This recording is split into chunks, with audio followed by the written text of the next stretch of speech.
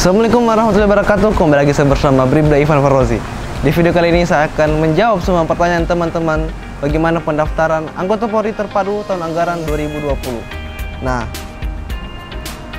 karena saking banyaknya casis-casis atau calon siswa anggota Polri yang bertanya tentang mengenai pengumuman dan berkas dan bagaimana syaratnya dan apa yang harus dipersiapkan. Di video kali ini saya akan memberitahu kepada teman-teman agar lebih paham dan menambah ilmu tentang mendaftar untuk menjadi anggota Polri. Pertanyaan pertama, apa saja berkas yang di-scan buat verifikasi online? Nah, itu sudah ada di Instagram Biro SDM Polda Sulteng. Apabila belum follow, silakan follow dan lihat di situ semua persyaratannya. Dan semua pemberitahuan tentang berkas, penerimaan dan lain-lain ada semua di Biro SDM Polda Sulteng. Silakan dipantau. Jadi saya tidak perlu jelaskan lagi.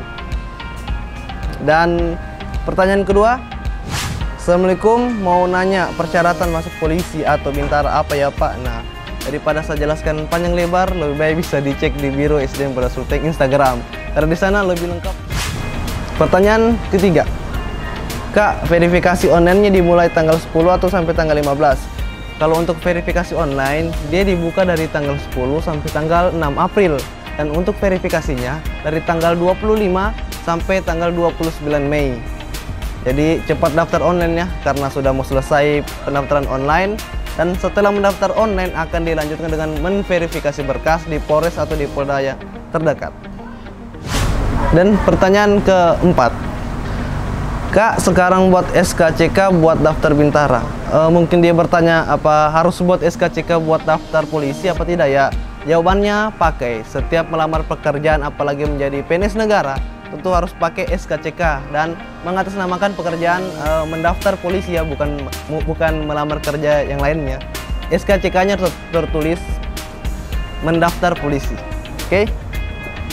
Lanjut lagi pertanyaan yang keenam. Min, kalau sit up cowok itu turun setengah apa turun full? Kalau untuk sit up pria, dia itu turun full ya, nggak ada setengah. Jadi kalau kita rapatkan begini, tangan ini menyentuh lantai dan itu bisa terhitung sempurna. Apabila yang tidak menyentuh lantai, itu tidak terhitung sempurna. Jadi pas di tes jasmani tidak terhitung sama sekali, jadi rugi. Oke, lebih baik sempurnakan aja, makanya latihan dari sekarang. Nah, lanjut lagi di pertanyaan yang ketujuh. Mohon izin, mau ukuran tinggi di mana? Kalau ukuran tinggi itu bisa di puskesmas, di rumah sakit, atau di Polres, atau di rumah sakit, di Polres, atau di mana. Yang penting ada ukur tingginya. Tapi kalau mau ukur tinggi secara akurat itu cuma ada di Polda untuk tes masuk polisi. Karena tinggi atau ukur tinggi di Polda itu sudah mencapai nasional ya. Jadi dia ukuran nasional. Jadi semuanya tes dari semuanya PNS-PNS memakai ukuran itu. Dan itu sudah dinasionalkan. Sekarang pertanyaan yang ketujuh, Kak, yang tidak lulus tes kemarin bisa mendaftar ulang? Bisa mendaftar lagi.